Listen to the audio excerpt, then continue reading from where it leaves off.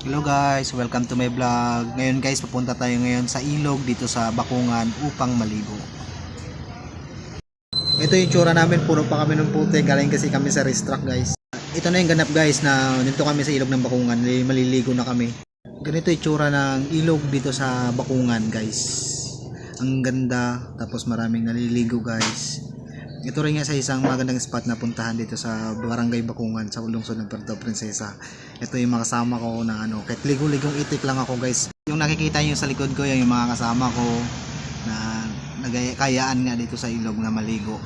Ito lang guys masasabi ko, ganda talaga ng ilog ng Bakungan guys. Sarap maligo, malamig. Kaya nga yung isang kasama ko dyan, halos di na mag-alis sa tubig eh. Sarapan maligo kasi tanggal init ng katawan guys. Yan guys, pa-video lang ako guys. Kay nalalamigan na yan ako guys. Yan. Kaya yan guys, bumalik ako ulit sa tubig para maligo ulit. Yan nga, maligo-ligo itik lang. Yan, kasama ko pa kunwari may sabon. Pero wala yung sabon guys. Tanggal putik lang nga guys eh. Yan. Yan yung kasama kong pogi kong kasama guys. Super bait. Yan. Tapos guys, yan ang tatawa ko guys. Basa ng katawan, pa-disco pa yan guys. Kala mo may tugtog din.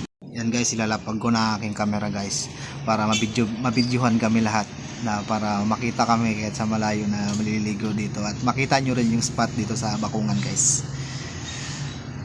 Ay dito pala guys sa spot na napuntahan namin guys, mababaw lang to, hanggang dibdib lang.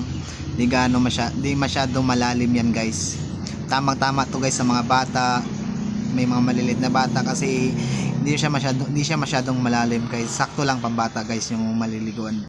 Tapos na kami guys maligo para makauwi na kami dito sa Puerto guys. Kasi malayo-layo pa aming biyahe, sa 30 minutos pa guys. Yan. Ito guys, nakasakay na kami ngayon sa likod ng pickup. Kasi ready na kami guys umuwi ng Puerto guys. Wala ako guys masabi sa spot na pinuntahan namin guys. Super ganda guys, kasi gandang liguan guys. Nakakatanggal ng init ng katawan at nakakatanggal din ng init ng ulo.